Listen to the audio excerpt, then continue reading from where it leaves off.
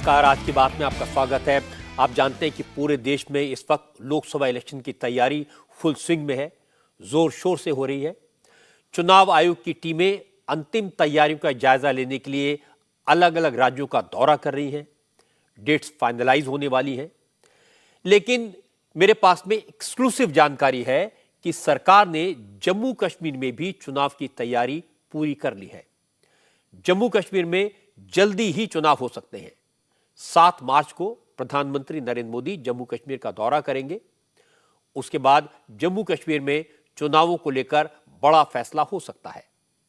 नरेंद्र मोदी की सरकार ने, आपको याद होगा, 5 अगस्त 2019 को आर्टिकल 370 खत्म किया था। 4.5 साल बीत चुके हैं। तब से जम्मू कश्मीर में असेंबली इलेक्शन नहीं हुए हैं। जम्मू कश्मीर में विधानसभा होगी, लेकिन उसे पूर्ण राज्य का दर्जा अभी नहीं है। यह एक केंद्र शासित प्रदेश है। इंडिया टीवी के पॉलिटिकल राइटर देवेंद्र पाराशर ने आज मुझे बताया कि जम्मू कश्मीर में वोटर लिस्ट बन चुकी है, डीलिमिटेशन का काम पूरा हो गया है, इलेक्शन कमीशन भी चुनाव कराने के लिए तैयार है। केंद्र सरकार के ग्रीन सिग्नल का इंतजार था और अब केंद्र सरकार ने भी जम्मू कश्मीर में चुनाव कराने का इरादा पक्का कर लिया है। जल्दी ही जम्मू कश्मीर में चुनाव की तारीखों का ऐलान हो सकता है। आपको याद होगा, पिछले 4 साल के दौरान फारूक अब्दुल्ला, उमर अब्दुल्ला, महबूबा मुफ्ती समेत तमाम नेता बार बार ये सवाल पूछते रहे हैं कि केंद्र सरकार जम्मू कश्मीर को अपनी विधानसभा कब देगी, जम्मू कश्मीर में चुनाव कब होंगे, लोगों को अपनी विधानसभा चुनने का अधिकार कब मिलेगा। ये पूछ रहे थे कि चुनाव लोकसभा के साथ होंगे या उससे पहले होंगे या उसके बाद होंगे। तो मुझे लगता है अब इस सवाल का जवाब मिलने का वक्त आ गया है और इस सवाल का जवाब लेने के लिए चलते हैं देवेंद्र पाराशर के पास।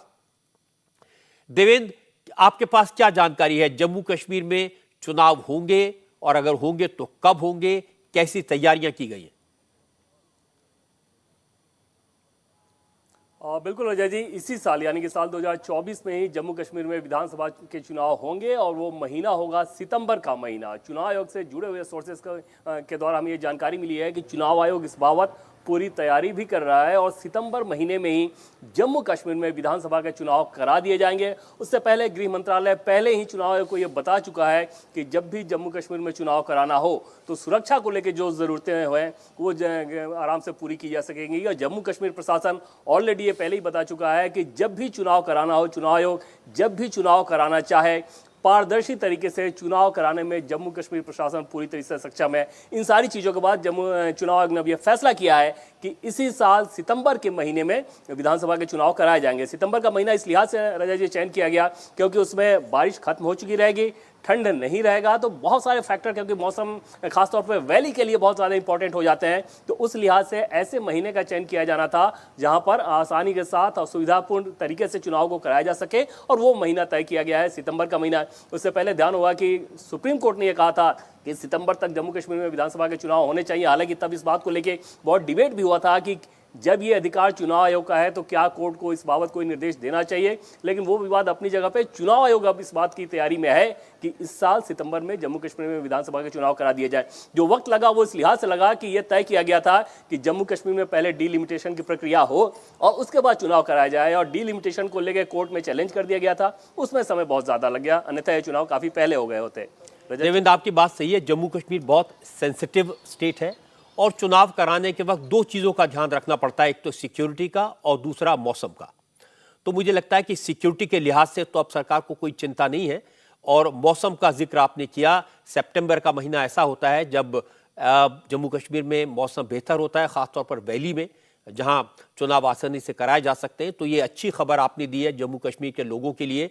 जम्मू कश्मीर में विधानसभा के चुनाव लोकसभा के चुनाव के बाद होंगे, सितंबर में चुनाव हो सकते हैं। देवेंद्र ने इसका संकेत दिया है। अब देवेंद्र, मैं दूसरी बात पर आता हूं। कल हमने बहुत सारे बीजेपी के उम्मीदवारों के बारे में जानकारी दी थी। आज जो जानकारी आपने भेजी है, पहले मैं वो दर्शकों के साथ शेयर कर लेता हूं। देवेंद्र पाराशर का कहना है कि कल रात करीब 3:30 बजे तक बीजेपी की चुनाव समिति की जो मीटिंग चली, उसमें कम से कम 15 राज्यों की सीटों पर उम्मीदवारों के नामों पर विचार किया गया और जिनमें मध्य प्रदेश की 6 सीटों पर फैसला लगभग पक्का हो चुका है। देवेंद्र पाराशर का कहना है कि खजुराहो से बीजेपी के प्रदेश अध्यक्ष विष्णुदत्त शर्मा मैदान में उतरेंगे। उज्जैन से अनिल फिरोजिया कैंडिडेट होंगे। मंदसौर से सुधीर गुप्ता, उन्हें चुनाव के मैदान में उतारा जाएगा। मांडला से फग्गन सिंह कुलस्ते को टिकट मिलना लगभग पक्का है। ग्वालियर से यशवंत इंद्रापुरकर और देवास की सीट से महेंद्र सिंह सोलंकी की टिकट फाइनल कर दिए गए हैं। अब देवेंद्र के पास चलते हैं। देवेंद्र, लोगों की दिलचस्पी है दो नामों के ऊपर ज्यादा।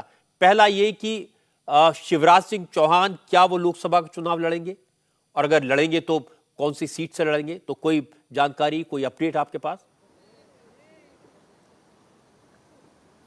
कल की बैठक में रजत जी जो पैनल आया था, उस पैनल में 2 सीटों से, एक भोपाल और दूसरी विदिशा, इन दोनों ही सीटों पर शिवराज सिंह चौहान का नाम उस पैनल में था और पहले नंबर पर ही उस पैनल में था।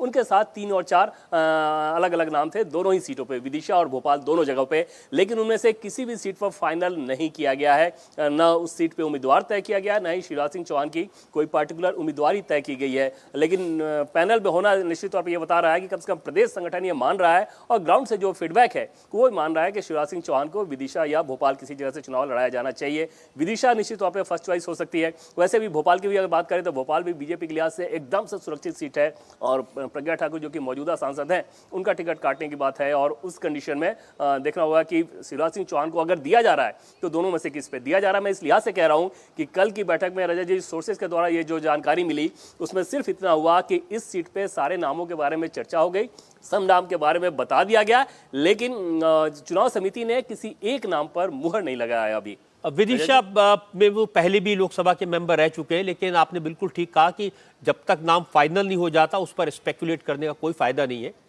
एक आपने नाम बताया आज जो ग्वालियर से यशवंत इंद्रापुरकर का, तो ज्योतिराज सिंधिया का क्या होगा? वो राज्यसभा में रहेंगे या पार्टी उन्हें गुना से लड़ाएगी, क्योंकि ग्वालियर भी उनकी सीट रही है, गुना से भी वो लड़ चुके हैं? और रजा जी जो नाम था ज्योतिरादित्य सिंधिया का वो गुना सीट से ही था और जो उनकी पसंद बताई जा रही है सोर्सेज के द्वारा जो हमें जानकारी मिल रही है कि अगर लोकसभा चुनाव उन्हें लड़ने को कहा जा रहा है तो वो गुना सीट से ही लड़ेंगे। साथ साथ इस बात को लेकर भी बहुत ज़्यादा चर्चा चलती है कि गुना में क्योंकि केपी यादव जो कि बीजेपी के मौजूदा सांसद हैं, सोर्सेज के द्वारा जो बताया जाता है हमें उसके हिसाब से दोनों के बीच रिश्ते बहुत ही आप कह सकते हैं कि तल्खी वाले एक तरह से रहते हैं। जोर आजमाइश, राजनीतिक जोर आजमाइश वाली जो रहती है बहुत ग्राउंड लेवल पे जाकर रहती है और हर एक छोटे बड़े फैसले में दोनों एक दूसरे को टक्कर देते नजर आ रहे हैं। पहले क्योंकि अपोजिट पार्टी में थे तो वहां पर यह स्थिति बहुत आसान थी। जैसे सिंधिया बीजेपी में आ गए तो समझा जा सकता है कि केपी यादव के मुकाबले, क्योंकि ज्योतिरादित्य सिंधिया का कद बहुत बड़ा है, केंद्र में मंत्री हैं, तो ऐसे में वहां पर इनका दबदबा ज्यादा बड़ा हो गया। केपी यादव के लिए वो परेशानी वाली बात थी। लेकिन जैसे मध्य प्रदेश में रजा जी मोहन यादव मुख्यमंत्री बने, केपी यादव के साथ उनके संबंध बहुत अच्छे बताए जाते हैं, वहां पर केपी यादव के लिए स्थिति थोड़ी आसान होनी शुरू हुई है। अब देखना होगा कि इन दोनों नामों पर चर्चा तो हुई है, लेकिन उन दोनों नामों से किस नाम को केंद्रीय चुनाव समिति फाइनल करती है। अगर चुनाव लड़ेंगे ज्योतिरादित्य सिंधिया तो वो गुना से उनको टिकट दिया जाएगा, इस बात के संकेत मिल रहे हैं। तो मुझे लगता है कि इस बात का भी ध्यान रखा जाएगा कि ये कहा जा सकता है उनके चुनाव लड़ने से जिम्मेदारी, मुझे लगता है देवेंद्र इस बात का ध्यान रखना पड़ेगा कि उनके चुनाव लड़ने से आसपास की सीटों पर भी कितना फर्क पड़ता है। राजस्थान के बारे में आपने कुछ जानकारी दी है, मैं दर्शकों का शेयर कर लेता हूं उसमें। हाँ बताइए। जी मैं वही कह रहा था कि बिल्कुल सिंधिया के लड़ाने या ना लड़ाने दोनों का असर पड़ना है, क्योंकि दोनों के जो कैडर हैं, सिंधिया समर्थक हों या फिर बीजेपी के ट्रेडिशनल कैडर, उनके बीच आपस में एक प्रतिद्वंदिता रही है लंबे समय तक और बहुत आसानी से जेल नहीं करते। तो इन सारे फैक्टर का ध्यान तो रखना ही होगा पार्टी को। उसी लिहाज से मुझे लगता है कि कल अंतिम फैसला नहीं हुआ है। जी रजत जी, राजस्थान की जो जानकारी आपने दी है वो मैं पहले दर्शकों के साथ शेयर कर लेता हूं, फिर आपसे बात करेंगे। देवेंद्र पाराशर का कहना है कि राजस्थान में कल बीजेपी ने 3 और सीटों पर अपने प्रत्याशी लगभग फाइनल कर लिए हैं। झुंझुनू से हर्षिणी कुलहरी को टिकट दिया जाएगा। हर्षिणी कुलहरी ने 3 साल पहले झुंझुनू की जिला परिषद में पहली बार बीजेपी को जीत दिलाई थी। इसके अलावा भरतपुर से रंजिता कोली की जगह रामस्वरूप कोली उम्मीदवार हो सकते हैं और पाली की सीट से बीजेपी के सांसद पीपी चौधरी को फिर से टिकट मिलना लगभग तय है। तो देवेंद्र, राजस्थान की तो 25 की 25 सीटें बीजेपी ने जीती हैं, सब जगह सिटिंग एमपी हैं, लेकिन आप बता रहे हैं कि सिर्फ 3 टिकट फाइनल हुए हैं। तो क्या ऐसे संकेत मिले हैं कि जो सिटिंग एमपीज हैं उनके टिकट कटेंगे? और इसमें दो चीज़ें रजत जी, इसके अलावा जैसे हम जो नाम या हम लोग आज बता रहे हैं, ये कल जो नाम इंडिया टीवी ने रिपोर्ट कर दी थी, ये उसके अलावा है। जैसे जो बड़े नामों की बात कर लें तो गजेंद्र शेखावत की बात कर लें, ओम बिरला की बात कर लें, अर्जुन मेघवाल की बात करें, इस तरह के दुष्यंत सिंह की बात कर लें, इस तरह के सारे टिकट तो ऑलरेडी फाइनल हैं। उनके अलावा जो नाम थे वो ये नाम है जो कि केंद्रीय चुनाव समिति की बैठक में इन नामों पर मुहर लगी है। जो लिस्ट आई थी उसमें लगभग 12 से 13 नाम ऐसे थे जो कि एक तरह से सिंगल नाम थे, कुछ पे डबल थे और कई सारे टिकट काटे जाने थे। जैसे जिनको चुनाव लड़ाया गया था विधानसभा में, जैसे अजमेर की सीट पे भगीरथ चौधरी की बात कर लें, उनको विधानसभा चुनाव लड़ाया गया था, चुनाव हार गए थे, उनका टिकट कटना तय था। कुछ पे नए कैंडिडेट्स लाए जा रहे हैं। एक नाम था जो राहुल कसवा का, उस नाम पर एक दूसरा नाम भी लाया गया जो पैरा ओलंपियन है और चुनाव समिति की बैठक में उस एक नाम पर भी चर्चा हुई है और ऐसे में चुरू की उस सीट को फिलहाल होल्ड पे डाल दिया गया है। तो कुछ सीटें ऐसी हैं जो कि होल्ड पे डाली गई हैं। अन्यथा देखें तो राजस्थान में बहुत ज़्यादा खींचतान नजर नहीं आ रही है। एक सरप्राइज ये जरूर था रजत जी, बड़ा दिलचस्प रहा वो कि एक सीट पर सिर्फ एक नाम आया था राजेंद्र राठौड़ का और बैठक में कहा गया कि ऐसा कैसे कि इस पर सिर्फ एक नाम ही आया है और उस सीट को होल्ड पर डाला गया था। इसके अलावा सतीश पूनिया को लेकर बहुत ज़्यादा चर्चा थी क्योंकि वो विधानसभा चुनाव हार चुके थे। ऐसी चर्चा थी कि शायद कहीं लोकसभा चुनाव में उनको लगाया जाए। उनके बहुत सारे समर्थक इस बात की लगातार पैरवी भी कर रहे थे, लेकिन उनका नाम चुनाव समिति की बैठक के किसी भी पैनल में किसी भी सीट के लिए नहीं था। रजत जी, तो ये दो बड़ी बातें आपने बताई राजेंद्र राठौर के बारे में और पूनिया के बारे में। ये दोनों राजस्थान के चर्चित नेता हैं, बड़े नेता हैं। उम्मीद जरूर करेंगे कि इन्हें फिर से टिकट मिले। तेलंगाना का जिक्र कर लेते हैं। तेलंगाना में लोकसभा सीटों में बीजेपी ने 17 में से 5 सीटों पर अपने कैंडिडेट के नाम पर मोहर लगा दी है। निजामाबाद से सांसद धर्मपुरी अरविंद को फिर से टिकट दिया जाएगा। देवेंद्र पाराशर ने बताया कि करीमनगर से तेलंगाना में बीजेपी के पूर्व अध्यक्ष बंडी संजय कुमार को टिकट मिलना तय है। वहीं सिकंदराबाद से मौजूदा स्टेट प्रेसिडेंट और केंद्रीय मंत्री जी किशन रेड्डी का टिकट तय है। नागर कुर्नूल से भरत प्रसाद को और जहीराबाद से बीबी पाटिल को टिकट दिया जा सकता है। तो देवेंद्र, तेलंगाना में बीजेपी को पिछले चुनाव में अच्छी सफलता मिली थी, 4 सीटें मिली थी और 5 सीटों का आप बता रहे हैं कि उन्होंने उम्मीदवार तय कर लिए हैं। तो क्या लगता है कि तेलंगाना में बीजेपी कितनी सीटों पर चुनाव लड़ेगी? इन नामों को अगर रजत जी देखें तो बड़ा दिलचस्प रहेगा कि जैसे बीबी पाटिल ने आज शाम में ही 4:30 बजे बीजेपी ज्वाइन किया है। वो बीआरएस के नेता हैं और आज उन्होंने बीजेपी ज्वाइन किया और जहीराबाद सीट से उनको उम्मीदवार बनाया जाएगा। कल एक ज्वाइनिंग हुई थी बीआरएस से श्री रामलू की, उनके बेटे हैं भरत प्रसाद, उनको नागा कुर्नूल से उम्मीदवार बनाया जा रहा है। वो तय कर लिया गया इन दोनों नामों को। सिकंदराबाद, करीमनगर, ये दोनों रिपीटेड हैं। जी किशन रेड्डी और बंडी संजय कुमार, इनको फिर से रिपीट किया जा रहा है। अरविंद धर्मपुरी को फिर से रिपीट किया जा रहा है और आदिलाबाद के बीजेपी के जो मौजूदा सांसद हैं उनका टिकट काटा जा सकता है, इस लिहाज से उनको होल्ड पे रखा गया। और महबूब नगर से डीके अरुणा, जितेंद्र रेड्डी में फाइनल किसी एक नाम पर मुहर नहीं लगी, इसलिए उसको होल्ड पे रखा गया है। बीजेपी ये उम्मीद कर रही है कि इस बार के चुनाव में तेलंगाना में 8 से 9 सीट पे तो वो जीत हासिल करेगी। ये संख्या बढ़ाई जा सकती है और बीआरएस के कम से कम 2 और बड़े नेता ऑलरेडी बीजेपी में आने के लिए, वो बड़े नेता हैं रजत जी, और ऑलरेडी बीजेपी में आने के लिए वो इंतजार कर रहे हैं। फैसला बीजेपी को करना है क्योंकि उनमें से एक नेता ऐसे हैं जिनकी सीट और बीजेपी के एक नेता की सीट दोनों क्लैश कर रही है और उस लिहाज से उस पर मंथन का काम चल रहा है तेलंगाना में। क्योंकि हम सभी जानते हैं कि सुनील बंसल के जाने के बाद वहां पे ग्राउंड पे बहुत ज्यादा मेहनत किया गया है बीजेपी के द्वारा और सुनील बंसल वैसे नेताओं में से हैं जो कि ग्राउंड पे जाके काम करते हैं, फिर उसका रिजल्ट नजर आता है। उत्तर प्रदेश में हम लोग देख चुके हैं, वही काम वो तेलंगाना में कर रहे हैं। कम से कम 8 से 9 सीट पे तो बीजेपी मान कर चल रही है कि इस बार के लोकसभा चुनाव में उसे जीत हासिल होगी ही। ये आंकड़ा बढ़ भी सकता है रजत जी। तो ये तो पक्की बात है कि जो 2 लोकसभा के बीआरएस से लोग आए हैं जिनको टिकट दी है, तो पहले उनको प्रॉमिस कर ही दिया गया होगा कि आप लोकसभा चुनाव लड़ाएंगे, उसी के बाद वो आए होंगे। जी हाँ, बिल्कुल रजत जी, वो बात बाकायदा करके बता के उसके बाद लेके आया जाता है। उसी लिहाज से हमने ये कहा कि 2 नेता जो कि बीआरएस के अभी बीजेपी में आने को तैयार हैं, उनमें से एक ऐसे हैं जिनकी सीट को लेकर अभी खींचतान चल रही है। बीजेपी के एक नेता की वो सीट है और वो भी उसे बीआरएस के वो नेता भी उसी सीट पर आना चाहते हैं और बीआरएस के बहुत मजबूत स्तंभ वो माने जाते हैं। न सिर्फ वो बल्कि उनके साथ 4 और विधायक हैं जो कि सिटिंग विधायक हैं जो कि बीजेपी में आने को तैयार हैं। लेकिन निर्भर करेगा इस बात पर कि बीजेपी क्या अपने नेता को मनाती है कि वो किसी और सीट से चुनाव लड़ें या चुनाव भी ना लड़ें, या फिर उनको मनाती सकती है कि आप कोई और ऑप्शन देखें। तो उस बात को लेकर अभी खींचतान चल रही है। तो जब तक ये सीट फाइनल नहीं कर लिया जाता तब तक बुलाया नहीं जाता। और बीबी पाटिल की बात कर लें या भरत प्रसाद की बात कर लें, भरत प्रसाद के पिताजी ने ज्वाइन किया बीजेपी श्री रामुलू ने, लेकिन उन दोनों से बात करके सीट फाइनल करके उसके बाद ही उनकी ज्वाइनिंग कराई गई थी। रजत जी, देखिए देवेंद्र, कल आपने जिन सीटों के बारे में बताया था, जिनके नाम हमने दर्शकों के साथ शेयर किए थे, उनकी चर्चा आज दिन भर होती रही। बहुत सारे लोगों ने मुझे फोन भी किए और आज जो नाम बताए हैं इनकी चर्चा कल दिन भर होगी। अब मैं इंतजार करूंगा कल शाम का, आप कुछ और नाम लेके आएंगे, फिर हम उन्हें बताएंगे और फिर उनकी चर्चा होगी। तो फिलहाल बहुत बहुत शुक्रिया आपका देवेंद्र पाराशर। नरेंद्र मोदी अपनी मेहनत मशक्कत से रोज सरप्राइज करते हैं। कल पूरी रात लोकसभा के उम्मीदवारों के चयन को लेकर इलेक्शन कमेटी की मीटिंग चली। मोदी इस मीटिंग में रात 3:30 बजे तक मौजूद रहे और फिर सुबह 7 बजे झारखंड और बंगाल के दौरे पर निकल गए। नरेंद्र मोदी ने ज्यादातर सीटों पर उम्मीदवार तय कर दिए हैं। इस बात के संकेत मिले हैं कि इस बार बड़ी संख्या में महिला उम्मीदवारों को मैदान में उतारा जाएगा। लोकसभा के उम्मीदवारों में एक तरफ पुराने दिग्गज नेता दिखाई दे सकते हैं, दूसरी तरफ नौजवानों की हिस्सेदारी भी बढ़ाई जाएगी। मोदी और उनकी टीम ने एक एक सीट की मैपिंग की है। जो सीटें बीजेपी के लिए कमजोर हैं, उनके लिए दूसरी पार्टियों के उम्मीदवार भी ढूंढे जा रहे हैं, उनमें एक्स्ट्रा ताकत लगाई जाएगी। मोदी बिल्कुल क्लियर हैं, इस बार 370 का लक्ष्य हासिल करना है।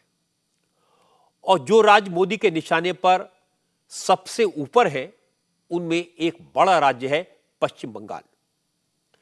इंडिया टीवी सीएनएक्स की ओर से जो ओपिनियन पोल किया गया है, उसके मुताबिक अगर अभी लोकसभा के चुनाव हो जाएं, तो भारतीय जनता पार्टी पश्चिम बंगाल की कुल 42 लोकसभा सीटों में से 20 सीटें जीत सकती है, जबकि ममता बनर्जी की तृणमूल कांग्रेस में 21 सीटें जीतने की संभावना है। एक सीट कांग्रेस को जा सकती है। लेकिन मोदी का कैंपेन अभी शुरू नहीं हुआ है। मोदी का टारगेट और भी बड़ा है। आज अपने बंगाल दौरे के दौरान नरेंद्र मोदी ने अपना इरादा जाहिर कर दिया। मोदी ने आज हुगली के आराम बाग से 2 दिन का बंगाल दौरा शुरू किया। आज रात मोदी कोलकाता में गवर्नर हाउस में ही ठहरेंगे। शाम को चीफ मिनिस्टर ममता बनर्जी ने भी प्रधानमंत्री मोदी से मुलाकात की। यह कर्टसी कॉल थी, प्रोटोकॉल के तहत यह मीटिंग हुई थी। लेकिन इससे पहले मोदी ने आज जब आराम बाग में पब्लिक मीटिंग की, तो संदेश खाली में महिलाओं पर हुए जुल्मों के मुद्दे पर ममता बनर्जी पर तीखा हमला किया। हालांकि प्रधानमंत्री ने पहले एक सरकारी कार्यक्रम में हिस्सा लिया। आराम बाग में 7,200 करोड़ रुपए के कई डेवलपमेंट प्रोजेक्ट्स का लोकार्पण और शिलान्यास किया। इसके बाद एक बड़ी पब्लिक मीटिंग की। जबरदस्त भीड़ इस पब्लिक मीटिंग में उमड़ कर आई और मोदी ने पब्लिक के मूड को पहचाना, उसके हिसाब से बात की और शुरुआत में ही संदेश खाली का मुद्दा उठाया। मोदी ने कहा कि संदेश खाली में माताओं बहनों के साथ जो ज्यादती हुई है, उससे पूरा देश शर्मसार है। महिलाओं ने अपने ऊपर हुए जुल्म की दास्तान रो रो कर सुनाई, लेकिन ममता बनर्जी का दिल नहीं पसीजा। वो जुल्म करने वाले गुंडे उसको, शाहजहां शेख को और गरीबों की जमीन पर कब्जा करने वाले अपने नेता को बचाती रही। मां, माटी, मानुष, ये इसके ढोल पिटने वाली टीएमसी ने संदेश खाली की बहनों के साथ जो किया है, वो देखकर पूरा देश दुखी है, आक्रोशित है। टीएमसी के नेता ने संदेश खाली में बहनों बेटियों के साथ दुस्साहस की सारी हदें पार कर दी। जब संदेश खाली की बहनों ने अपनी आवाज बुलंद की, ममता दीदी से मदद मांगी, उन्हें बदले में क्या मिला? मुख्यमंत्री दीदी ने बंगाल सरकार ने टीएमसी के नेता को बचाने के लिए जो भी कर सकते थे पूरी शक्ति लगा दी। बीजेपी के दबाव में आखिरकार कल बंगाल पुलिस ने आपकी ताकत के सामने झुक करके उस आरोपी को गिरफ्तार करना पड़ा। टीएमसी के राज में टीएमसी का ये अपराधी नेता करीब करीब 2 महीने तक फरार रहा। कोई तो होगा ना जो उनको बचाता होगा। क्या ऐसी टीएमसी को माफ करेंगे? ऐसी टीएमसी को माफ करेंगे? आज बंगाल की जनता यहां के मुख्यमंत्री दीदी से पूछ रही है, क्या कुछ लोगों का वोट आपके लिए संदेश खाली की पीड़ित महिलाओं से भी ज्यादा अहम हो गया है? अरे शर्म आनी चाहिए। संदेश खाली में ईडी की टीम पर हमला करने वाले शेख शाहजहां पर महिलाओं के रेप, जमीनों पर कब्जे, हफ्ता वसूली, किडनैपिंग और मर्डर जैसे गंभीर आरोप हैं। 42 संगीन केस दर्ज हैं, लेकिन शेख शाहजहां 56 दिन तक फरार रहा। कोर्ट की सख्ती के बाद, बीजेपी के प्रोटेस्ट के बाद बंगाल की पुलिस ने कल शेख शाहजहां को पकड़ा और उसे सीआईडी की कस्टडी में भेज दिया। इसीलिए मोदी ने कहा कि कोई अपराधी बिना किसी सपोर्ट के, बिना किसी पॉलिटिकल प्रोटेक्शन के कैसे इतने दिन तक बच सकता है। और इसके बाद मोदी ने संदेश खाली के मामले में इंडिया अलायंस के सहयोगी दलों की चुप्पी पर सवाल उठाया। मोदी ने कहा कि संदेश खाली के महिलाओं की बातें सबने सुनी, उनके जुल्म की दास्तान सबने सुनी, लेकिन इंडिया अलायंस के नेताओं ने अपनी आंख, कान और मुंह बंद कर लिए। इंडिया अलायंस में शामिल लीडर्स ने ममता बनर्जी से सवाल पूछना तो दूर, संदेश खाली के महिलाओं की तरफ नजर घुमाकर भी नहीं देखा। मुझे सबसे ज्यादा हैरानी इंडी गठबंधन के बाकी नेताओं को देखकर होती है। इंडी गठबंधन के बड़े बड़े नेता संदेश खाली पर आंख, कान, मुंह, गांधी जी को जो 3 बंदर थे ना, उन 3 बंदरों की तरह आंख, कान, नाक, मुंह सब ये बंद करके बैठे हैं। पटना, बेंगलुरु, मुंबई, न जाने कहां कहां ये साथ मिलकर बैठकें करते हैं। लेकिन क्या लेफ्ट और कांग्रेस ने यहां की सरकार से, यहां के मुख्यमंत्री से जवाब मांगने की हिम्मत की क्या? कांग्रेस के राष्ट्रीय अध्यक्ष ने क्या कहा? आप सुनकर के चौंक जाएंगे। कांग्रेस के राष्ट्रीय अध्यक्ष कहते हैं, अरे छोड़ो, बंगाल में तो ये सब कुछ चलता रहता है। क्या ये बंगाल का अपमान है कि नहीं है? यही सच्चाई कांग्रेस की और इंडी गठबंधन की है। मोदी की ये बात सही है। इंडिया अलायंस में जो पार्टियां हैं उन्होंने सवाल नहीं उठाए और सिर्फ बीजेपी ने बंगाल में इस इशू को बड़े पैमाने पर उठाया। बीजेपी बंगाल में ममता पर मुस्लिम तुष्टीकरण का आरोप कई साल से लगा रही है और इल्जाम यही लगाया जा रहा है कि शेख शाहजहां मुस्लिम था, ममता को मुस्लिम वोट बैंक की फिक्र थी, इसलिए शेख शाहजहां इतने दिनों तक बचा रहा। मोदी ने आज इस बात को बड़ा इशू बनाया और कहा कि महिलाओं का सम्मान सबसे ऊपर है। सम्मान के मामले में इस बात से फर्क नहीं पड़ना चाहिए कि महिला हिंदू है या मुसलमान। मोदी ने कहा कि महिलाओं के सम्मान से खिलवाड़ तो मुस्लिम बेटियां भी बर्दाश्त नहीं करेंगी, वो भी ममता बनर्जी की सरकार को उखाड़ फेंकेंगी। टीएमसी को घमंड है कि उसके पास एक निश्चित वोट बैंक है। इस बार टीएमसी का ये घमंड भी टूटेगा। इस बार मुस्लिम बहन बेटियां भी टीएमसी के गुंडा राज को उखाड़ फेंकने के लिए आगे आएंगे। इस लोकसभा चुनाव के नतीजे पश्चिम बंगाल से टीएमसी सरकार का उसकी विदाई का, उसके पराजय का काउंटडाउन शुरू करेंगे। रैली के बाद प्रधानमंत्री मोदी कोलकाता में राजभवन पहुंचे।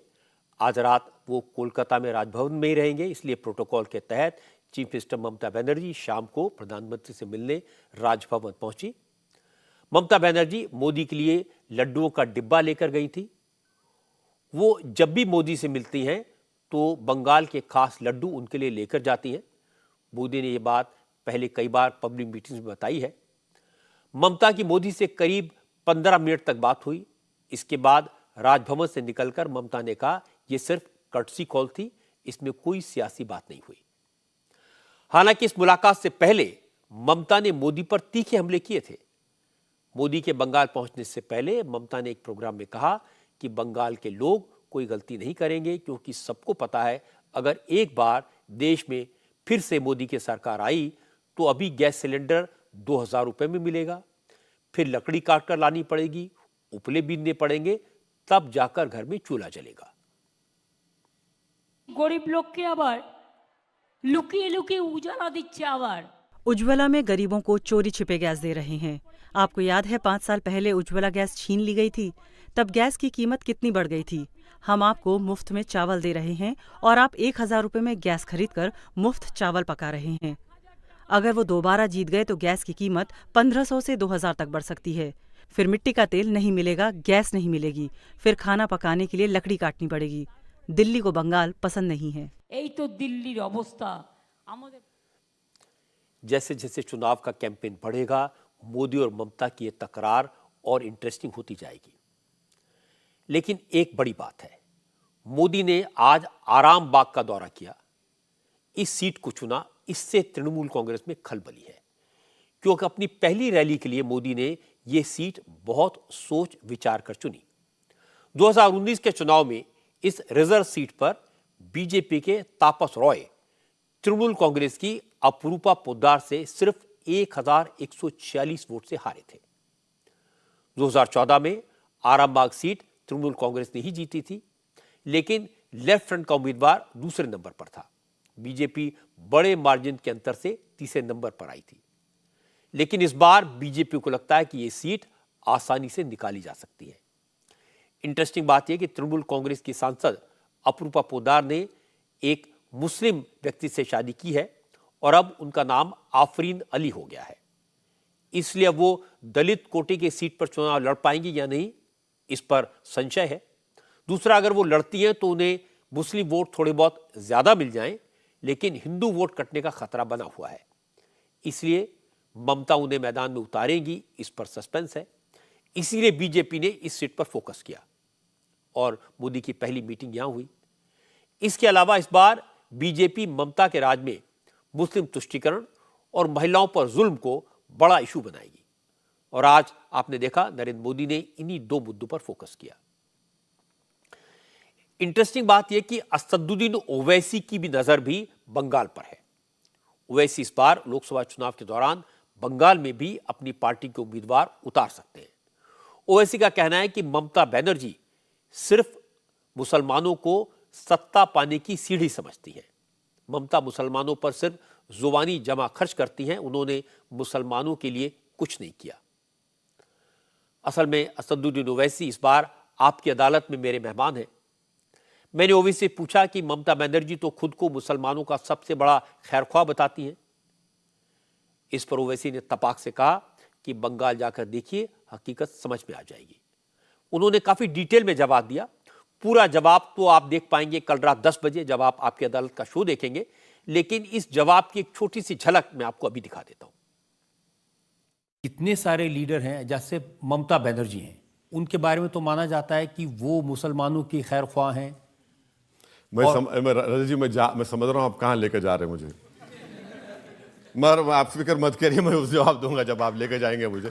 तो ये बिल्कुल सही है। आप और हम कभी मालदा मुर्शिदाबाद चले जाएंगे, वहां पर आप जाकर देखेंगे जो जमीन में पानी है, WHO लिमिट से ज्यादा आर्सेनिक उसमें है। अगर आप उस जगह पर चले जाएंगे और किसी मुस्लिम महिला के उंगलियों को देखेंगे तो आपको दिखेगा कि इस उंगलियों पर जख्म है, क्योंकि बीड़ी बनाते।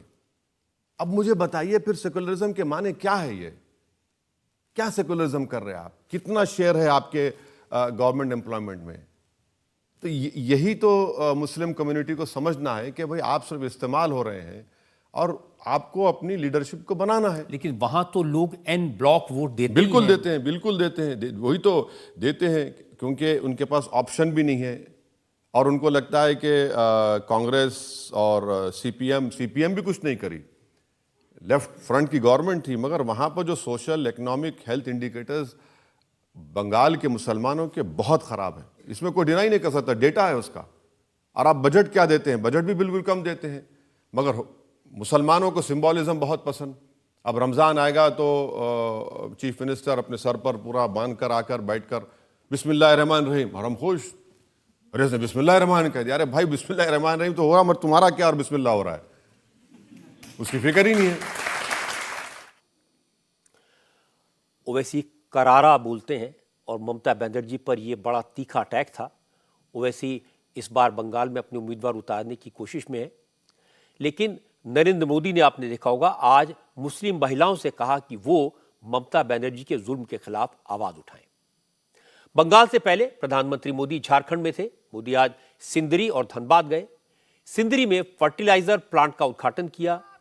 घाटे के कारण यह प्लांट 22 साल पहले 2002 में बंद हो गया था, लेकिन 25 मई 2018 को मोदी ने बंद पड़े सिंदरी कारखाने का शिलान्यास किया और आज प्रधानमंत्री ने इसका उद्घाटन भी कर दिया। सिंदरी के बाद जब मोदी धनबाद पहुंचे तो पब्लिक मीटिंग में उन्होंने मोदी की गारंटी की बात की। 400 पार वाले नारे का कैलकुलेशन समझाया। मोदी ने कहा, देश भर में यह नारा यूं ही नहीं लग रहा। जब सारी उम्मीदें खत्म हो जाती हैं, वहां से मोदी की गारंटी शुरू होती है और मोदी की गारंटी पर देश को भरोसा है। इसके बाद प्रधानमंत्री ने जेएमएम, कांग्रेस और आरजेडी की सरकार के करप्शन की याद दिलाई। मोदी ने कहा कि झारखंड को ईश्वर ने सब कुछ दिया है, लेकिन यहां की सरकार में बैठे लोग सब कुछ खा गए। अब एक्शन हो रहा है तो चिल्ला रहे हैं, इस तरह के इल्जाम लगा रहे हैं, लेकिन कोई फर्क नहीं पड़ेगा। मोदी न रुकेगा न डरेगा, जनता का हक मारने वालों को जेल भेजकर रहेगा। जब से यहां जेएमएम और कांग्रेस की परिवारवादी, भ्रष्टाचारी और तुष्टीकरण वाली सरकार बनी है, तब से स्थितियां बहुत बिगड़ी है। जेएमएम का मतलब हो गया है जम करके खाओ, और यहां जेएमएम कांग्रेस के नेताओं का एक ही काम रह गया है, अपनी तिजोरियां भरने का। इन लोगों ने झारखंड की जनता को लूटकर, आपको लूटकर, आपके पसीने की कमाई को लूटकर अपने लिए बेनामी संपत्तियों के पहाड़ बना लिए हैं। ना यहां किस तरह नोटों की गड्डियां निकल रही हैं। मैंने तो अपनी आंखों से कभी नोटों के ऐसे ढेर देखे ही नहीं है। पहली बार टीवी पे देखा, क्या झारखंड कमाल कर रहा है। कोयले के ढेर तो देखे थे, नोटों के ढेर देख रहे हैं। ऐसे भ्रष्टाचारियों के खिलाफ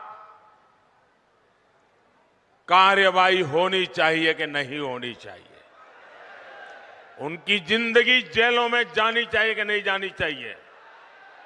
जो जनता का लूटा है वो लौटाना पड़ेगा, ये मोदी की गारंटी है। जब मोदी ऐसे भ्रष्टाचारियों पर एक्शन लेता है तब ये लोग तरह तरह के बहाने बताते हैं। ये लोग जांच से भाग रहे हैं क्योंकि लोग अपने कारनामे जानते हैं। झारखंड में कुल 14 सीटें हैं। बीजेपी पिछले इलेक्शन में 11 सीटों पर जीती थी। लेकिन झारखंड में जिस तरह से पिछले कुछ महीनों में करप्शन के मामले सामने आए, कांग्रेस सांसद के ठिकानों से 350 करोड़ का कैश बरामद हुआ, उसके बाद सरकारी जमीनों पर कब्जे के केस में चीफ मिनिस्टर हेमंत सोरेन को कुर्सी छोड़नी पड़ी, जेल जाना पड़ा, उससे जनता में जबरदस्त नाराजगी है। इसीलिए बीजेपी के नेताओं को लगता है कि इस बार झारखंड की सारी 14 सीटें जीती जा सकती हैं और नरेंद्र मोदी ने इसकी जिम्मेदारी बाबूलाल मरांडी को दी है, जो पुराने ट्राइबल नेता हैं और उनका पूरे राज्य में काफी असर है। विरोधी दलों की हालत बिहार में भी खराब है। मोदी कल बिहार जाएंगे, पहले औरंगाबाद और बेगूसराय में रैलियां करेंगे। दूसरी तरफ मोदी के दौरे से पहले विरोधी दलों में भागम भाग मची है। कांग्रेस और आरजेडी के विधायक लगातार पार्टी छोड़ रहे हैं, बीजेपी के तरफ जा रहे हैं। आज भभुआ से आरजेडी के एमएलए भरत बिंद विधानसभा में ऑपोजिशन के बजाय बीजेपी के विधायकों के साथ ट्रेजरी बेंचेस पर बैठे नजर आए। भरत बिंद आज विधानसभा पहुंचे तो पहले डिप्टी सीएम सम्राट चौधरी के केबिन में गए।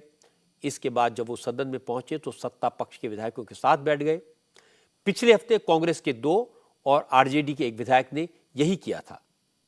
आज सम्राट चौधरी से मुलाकात के बाद आरजेडी विधायक भरत बिंद ने कहा उनको आरजेडी से कोई शिकायत नहीं है, वो अपनी मर्जी से बीजेपी के साथ आए हैं। नहीं, अपने स्वेच्छा से हम हैं। प्रधानमंत्री मोदी से उनसे प्रधानमंत्री भी आ रहे हैं। आने के पीछे क्या वजह रही? आने के पीछे अपना इच्छा है, आए हैं। क्या राहुल गांधी की नीतियां जो है वो सही नहीं लगी क्या? आरजेडी में क्या लगता है तेजस्वी यादव क्या लग रहा है, ठीक से नहीं चला पा रहा है? नहीं अपना सब लोग है ठीक चला रहा है। धीरे धीरे आपके पार्टी अच्छा लगा होगा तभी तो इधर आए होंगे ना। क्या अच्छा अपनी नीति है, हम अपना इसमें विश्वास रखते हैं। आगे तो प्रधानमंत्री के काम से प्रभावित हैं, हैं? आरजेडी के अलावा आज कांग्रेस की एक और एमएलए ने बीजेपी में शामिल होने के संकेत दिए। नवादा जिले की हिसुआ सीट से कांग्रेस की विधायक नीतू कुमारी ने कहा वो लोकसभा का चुनाव लड़ना चाहती हैं। अगर कांग्रेस नवादा से टिकट देती है तो ठीक, वरना बीजेपी उम्मीदवार बनाएगी तो वो बीजेपी ज्वाइन कर लेंगी। जब यहाँ के बड़े बड़े नेता जब पाला बदल लेते हैं तो हम छोटा लोग समय आएगा तो मानते हैं आपकी राहुल गांधी से ज्यादा बड़ा व्यक्तित्व मोदी जी का है। अभी नरेंद्र मोदी जी प्रधानमंत्री हैं तो वो तो राहुल जी से बड़ा है ही है। इसमें कहने की क्या बात है। मैं कांग्रेस के पार्टी के मैं विधायक हूँ। मैं अपने शीर्ष नेताओं से बात कर रही हूँ कि नवादा जिला जो है भूमिहार बहुल क्षेत्र है, वहाँ हमेशा बाहरी लोग चुनाव जीतते आ रहे हैं, लेकिन इस बार हमारे नवादा जिले का लोग का कहना है कि कोई बाहरी नहीं चलेगा, लोकल उम्मीदवार होना चाहिए। मैं अपने शीर्ष नेताओं से एमपी का टिकट मांग रही हूँ। अब भाजपा अगर हमको एमपी का टिकट देती है तो सोचूंगी। क्या सोचेगी, भाजपा में शामिल होंगी? क्यों नहीं, जब भाजपा हमको उम्मीदवार बना देगी लोकसभा का। आप देख रहे हैं कि नेता जनता का मूड और हवा का रुख भांप कर आगे चलते हैं। नेताओं का बयान राजनीति के बैरोमीटर होते हैं, इसीलिए इन्हें मौसम वैज्ञानिक कहा जाता है। और बिहार में जिस तरह से पिछले एक महीने में कांग्रेस और आरजेडी के आधा दर्जन से ज्यादा विधायक पाला बदल चुके हैं, बीजेपी की तरफ दौड़ रहे हैं, उससे लगता है कि बिहार में न तो जाति का इशू काम कर रहा है, न जातिगत जनगणना का मुद्दा चल रहा है, न तेजस्वी यादव के माई बाप के नारे का असर हो रहा है। तेजस्वी ने एक रैली में कहा था कि उनकी पार्टी सिर्फ माई की नहीं, माई बाप की पार्टी है।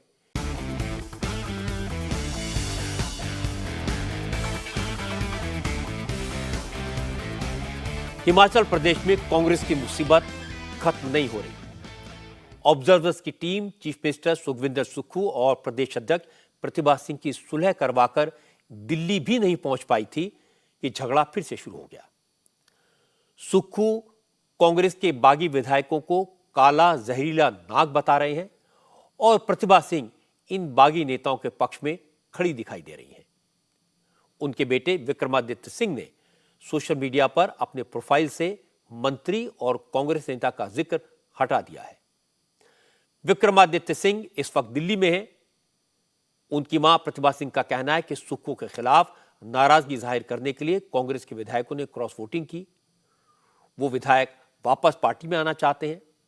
असल में आज विक्रमादित्य सिंह ने पंचकुला में कांग्रेस के उन विधायकों से बात की जिनकी मेंबरशिप रद्द कर दी गई है। हालांकि उन्होंने विधायकों से मिलने की बात सुक्खू को एडवांस में बता दी थी और इसके बाद विक्रमादित्य सिंह शिमला जाने के बजाय दिल्ली आ गए। बागी विधायकों की पार्टी में वापसी पर हाईकमान से बात करेंगे। ये बात चीफ मिनिस्टर सुखविंदर सुक्खू को बुरी लगी और ये नाराजगी उन्होंने पार्टी के कार्यकर्ताओं के सामने जाहिर कर दी। सुक्खू ने कहा कि इन विधायकों ने राज्यसभा में इलेक्शन में क्रॉस वोटिंग की। ये 6 विधायक आस्तीन के सांप हैं। सुक्खू ने कहा जिन विधायकों ने अपना ईमान बेचा वो जनता के गद्दार हैं। जब बजट पास करने की बारी आई, लोगों ने हमारी सरकार को, इन लोगों ने हमारी सरकार को चलाने की कोशिश की। ये बात मैं इसलिए कहना चाहता हूँ, भारतीय जनता पार्टी के नेता और जो कांग्रेस के काले नाग थे, उन्होंने अपनी ईमान को बेच दिया। जिन लोगों ने, जिन काले 6 नागों ने गद्दारी की, वो सड़क रास्ते से नहीं आए। सीआरपीएफ उन्हें मिली, हरियाणा पुलिस उन्हें मिली, हेलीकॉप्टर उन्हें मिले। हेलीकॉप्टर से आए और बजट में अंदर नहीं बैठे, कांग्रेस के पक्ष में बोलने दे बैठे। तो व्यक्ति अपना ईमान बेच सकता है। सत्ता के प्रलोभन, पैसे के प्रलोभन में ईमान बेच सकता है। वो अपने विधानसभा क्षेत्र की क्या सेवा करेगा। जिन विधायकों को सुक्खू ने गद्दार और काला नाग बताया, हिमाचल प्रदेश की कांग्रेस अध्यक्ष प्रतिभा सिंह ने उन्हें पुराना कांग्रेसी बताया। उनके साथ खड़ी नजर आई। प्रतिभा सिंह ने कहा इन्हीं विधायकों ने पहले कई मौकों पर कांग्रेस की सेवा की है। उन्होंने मजबूरी में क्रॉस वोटिंग की, इसलिए उन्हें भला बुरा कहना ठीक नहीं है। प्रतिभा सिंह ने कहा चूंकि हाईकमान ने दोनों पक्षों की बात सुन ली है, सारी शिकायतों को दूर करने का भरोसा दिया है, इसलिए वो फिलहाल हाईकमान के एक्शन का इंतजार कर रही हैं। इसके बाद आगे की स्थिति साफ होगी। Let's see that we have to wait and watch. देखिए, हर एक इंसान के कुछ ना कुछ प्रॉब्लम्स होती है। कुछ उनकी, मान लिया कोई ट्रांसफर्स है, कोई एडजस्टमेंट है, कोई और इश्यूज है, वो तुरंत उसका सॉल्व होना चाहिए था। उन्होंने पूर्व में भी कांग्रेस की सरकारों को काम करते हुए देखा। उनको लगता था कि जब माननीय मुख्यमंत्री वीरभद्र सिंह जी के पास वो जाते थे तो तुरंत उसका फैसला हो जाता था। अब उन्हें लग रहा है कि महीनों बीत रहे हैं पर हमारी बात पर ना गौर किया जा रहा है, ना उस पर निर्णय लिया जा रहा है। तो ऐसे ऐसे छोटे छोटे इश्यूज थे। हिमाचल में सुक्खू की सरकार बच गई। कांग्रेस के 6 विधायकों की सदस्यता चली गई। इनमें से ज्यादातर विधायक सुक्खू के इलाके के हैं, लेकिन प्रतिभा सिंह के वफादार हैं।